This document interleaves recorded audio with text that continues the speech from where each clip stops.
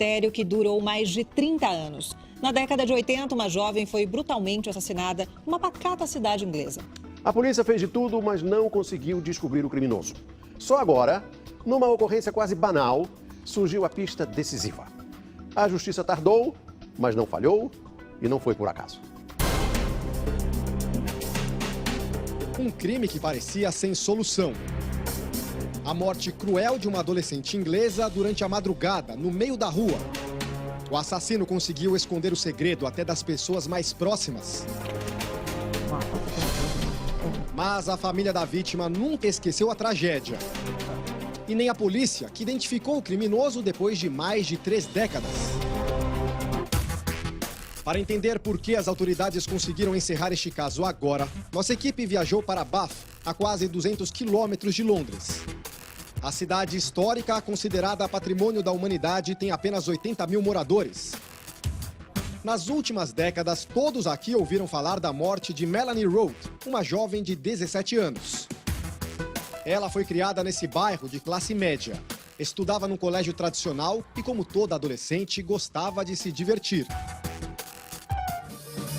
Era junho de 1984.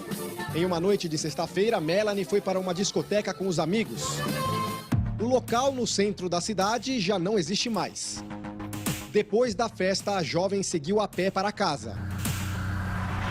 Os amigos já tinham ficado para trás. Melanie caminhava sozinha nesta rua por volta de 2 horas da manhã. Ela estava a apenas 300 metros de casa quando foi brutalmente atacada. A jovem foi estuprada e recebeu 26 facadas. Os rastros de sangue começavam aqui e seguiam por esta rua sem saída, onde o corpo dela foi encontrado na manhã seguinte por um leiteiro que fazia entregas. Nesta entrevista divulgada pela polícia, Jan Rowe, a mãe de Melanie, conta que percebeu a ausência da filha logo cedo. A princípio não ficou preocupada porque achou que a jovem tinha dormido na casa de uma amiga e iria telefonar em pouco tempo. Mas isso não aconteceu. Jan lembra emocionada do momento em que recebeu a notícia da morte da filha. Os policiais gritavam o nome de Melanie por um megafone. Ao se identificar como a mãe da garota, ela foi informada do assassinato. And that's when all hell let loose that I knew my daughter was never coming back again. A partir daí, agentes de toda a região se mobilizaram para encontrar o criminoso. Amostras de sangue e sêmen dele foram encontradas na roupa da vítima, mas na época não existiam testes de DNA.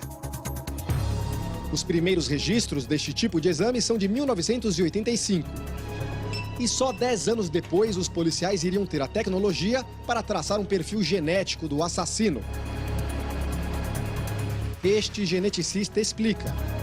Possivelmente, nessa época onde foi colhido, se previa que futuramente a tecnologia nos permitiria fazer testes com uma quantidade ínfima de DNA. Então, a tecnologia de hoje nos permite analisar materiais de pequena quantidade, baixa qualidade, com uma precisão enorme.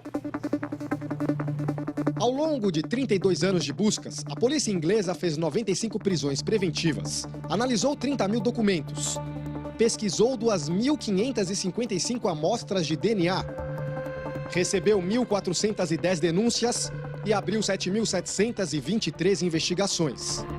Sem sucesso, parecia que o criminoso jamais seria encontrado.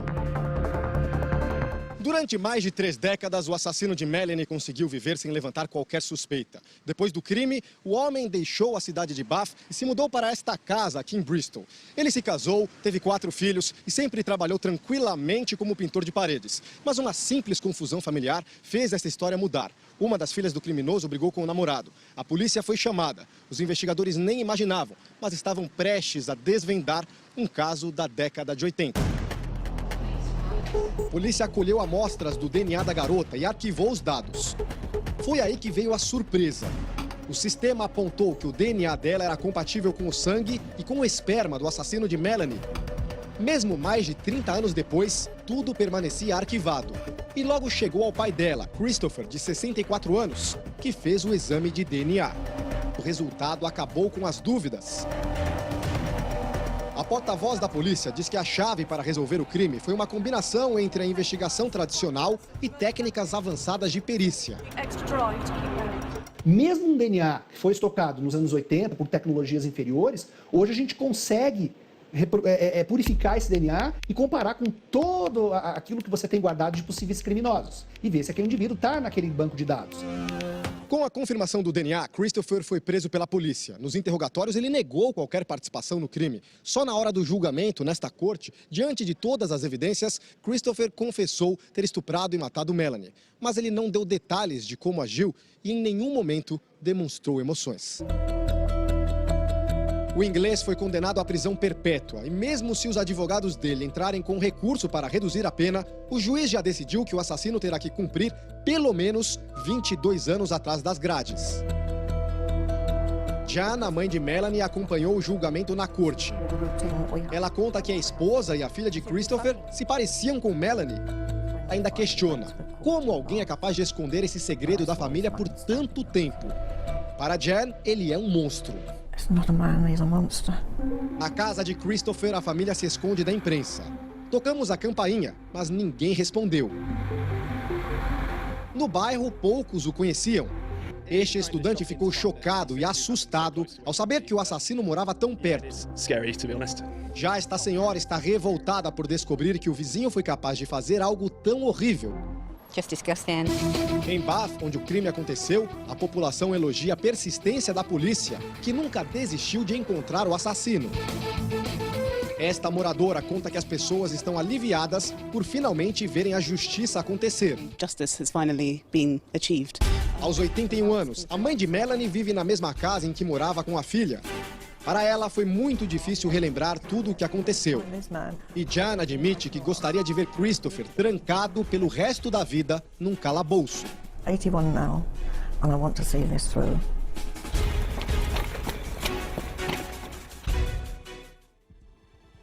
Exclusivo, flagrante completo de um furto ousado. O acusado se disfarça de religioso para invadir prédios de luxo. A nossa equipe mostra como ele age e por que, mesmo identificado, ele não está preso. Jovem, bem vestido e cheio de lábia. Ele é uma pessoa extremamente bem apessoada. Esta